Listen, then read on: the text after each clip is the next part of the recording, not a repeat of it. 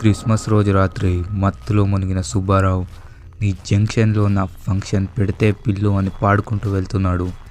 దారిలో ఒక చెట్టు దగ్గర ఆగి వాడు ఉచ్చపోయాలనుకున్నాడు. వాడు ఎప్పుడైతే కిందకి చూశాడో అప్పుడే వాడి గుండె గులాబ్జామ్ అయింది. వాడి ఎదురుగా ఒక వికృత మనిషి తల విభిన్నంగా తెగిపడుంది. అది చూసి దడుచుకున్న సుబ్బారావు ఎప్పట్లాగే పోలీసులను మర్చిపోయి criminal interrogation agency AKA CIA ముసలోళ్ళకు ఫోన్ చేశాడు. క్రైమ్ జరిగిన పక్క సందులోనే ఉన్నట్టు వెంటనే సిఐఏ ఆఫీసర్స్ కార్లో క్రైమ్ సీన్లోకి చొచ్చుకెళ్లారు.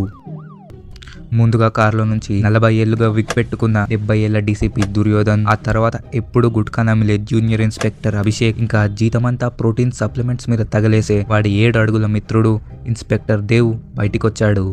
చంపేశారు అభిషేక్, చంపేశారు అని డీసీపీ అన్నాడు. వారిని అందుకేగా సార్ పిలిచింది అని అభిషేక్ అన్నాడు. ఇంత దరిద్రంగా ఎవరు చంపుంటారు అని దేవ్ అంటే, చంపినోడు ఖచ్చితంగా ఉపేంద్ర ఫ్యాన్ అయి ఉంటాడు సార్, క్రియేటివిటీ కనపడుతుంది అని అభిషేక్ అన్నాడు.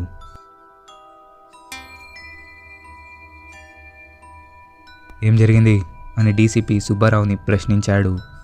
నిన్న రాత్రి బార్లో బీర్ తాగి నడుస్తుంటే అర్జెంటుగా డ్యామ్ గేట్లు ఎత్తేయాల్సి వచ్చింది సాబ్, అప్పుడే ఈ తలను చూడడం జరిగింది అని సుబ్బారావు ముగించాడు.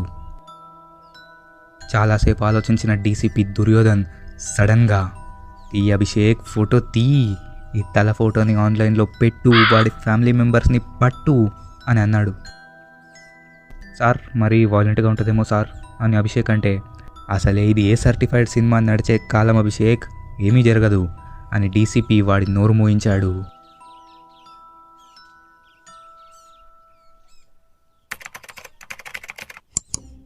ఫోటో ఆన్లైన్లో పెట్టిన కొన్ని నిమిషాలకే ఎంతోమంది సిఐఏ ఆఫీసర్స్కి ఏంట్రా ఫోటోలు అని తిడుతూ బూతులు పంపించారు. రే ఆ డీసీపీ గాడు ఇంకా చావలేదా, రే మీ సిఐఏ కానీ అదృష్టం కలిసొచ్చి చచ్చిన వాడి వైఫ్ సునీత సిఐడి ఆఫీస్కి వచ్చింది. మీ హస్బెండ్ పేరేంటి మేడం? కంచు కృష్ణ సార్ అని సునీత ఏడుస్తూ అనింది. మీ ఆయన చివరిగా ఎక్కడికి వెళ్ళాడో తెలుసా అని డీసీపీ అడిగితే, వాడు ఉంటే ఇంట్లో లేదా బార్లో, అది తప్పితే వాడికి ఏమీ పని లేదు అని సునీత అనింది. ఎవరైనా ఎనిమీస్ లేరు, ఫ్రెండ్స్ నో, మీ ఫ్రెండ్స్ ఎవరూ లేరు, మరి మీ నంబర్?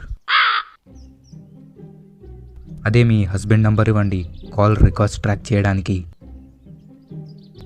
వెళ్లే ముందు ఏదైనా హెల్ప్ కావాలంటే తనని తప్పకుండా సంప్రదించమని డీసీపీ దుర్యోధన్ చెబితే, తప్పకుండా అంకుల్ అని సునీత అక్కడి నుంచి పారిపోయింది.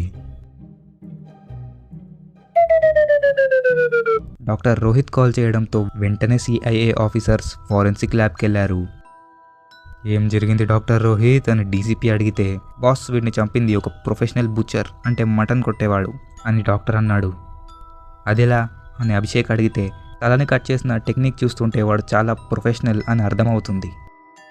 ఎవడా బుచ్చర్ అని దేవ్ అడిగితే, అది కనుక్కోవాల్సింది మీరు దేవ్ అని డాక్టర్ రోహిత్ అన్నాడు. మరి స్పాట్లో దొరికిన బ్లడ్ శాంపిల్స్ అవి డిఎన్ఏ టెస్ట్ చేస్తే హంతకుడు దొరికేస్తాడుగా అని అభిషేక్ నవ్వుతూ అన్నాడు. అభిషేక్ అది రక్తం కాదు, నువ్వు మిన గుట్కా మరకలు అని డాక్టర్ రోహిత్ వాడి నోరు మోయించాడు. అప్పుడే డీసీపీ కోపంగా, ఎన్నిసార్లు చెప్పారా అభిషేక్ క్రైమ్ సీన్లో గుట్కా తినొద్దని అని కోప్పడ్డాడు.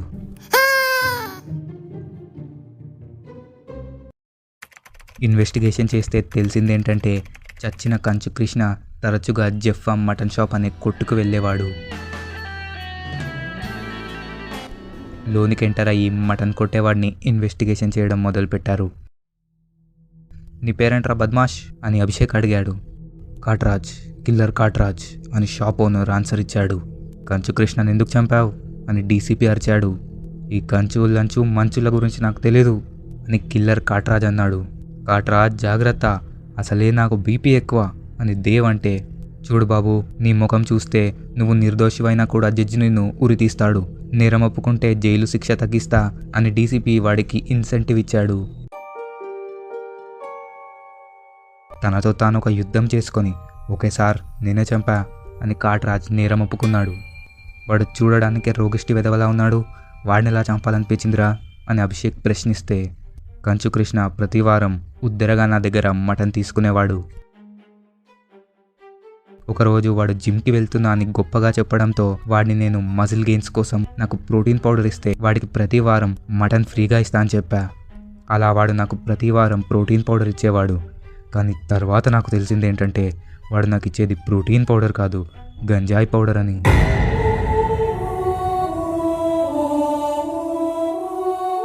వాడు స్కూళ్ళు కాలేజ్లా బయట పిల్లలకు గంజాయి రుచి చూపించేవాడు.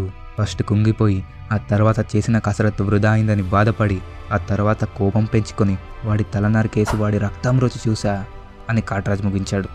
అది విన్న డీసీపీ దుర్యోధన్కి గుండె కరిగిపోయింది. బాధపడకు కాట్రాజ్, నువ్వే వాడి తల నరికావంటే నేను వాడి చేతులు కాళ్ళు కూడా నరికేసేవాడిని అని ముగించాడు. నువ్వు అస్సలు బాధపడకు, నీకు జైల్లో ప్రతి వారం ప్రోటీన్ పౌడర్ ఇంకా జిమ్ ఎక్విప్మెంట్ ఇచ్చే బాధ్యత నాది అని డీసీపీ ముగించి అభిషేక్ ఇంకా దేవ్ని ఆ మటన్ షాప్ క్లోజ్ చేయమని చెప్పి వాడి సొంత కారులోనే కిల్లర్ కాట్రాజ్ను కోర్టులో ప్రవేశపెట్టాడు. ఇదంతా చూసిన దేవ్ ఇంకా అభిషేక్, వామ్మో ఈ ముసలాడిని ఎలా అయినా రిటైర్ చేయించాలి, వదిలేస్తే వాడి బదులు వీడే జైలుకి వెళ్ళేలా ఉన్నాడు అని బాధపడ్డారు.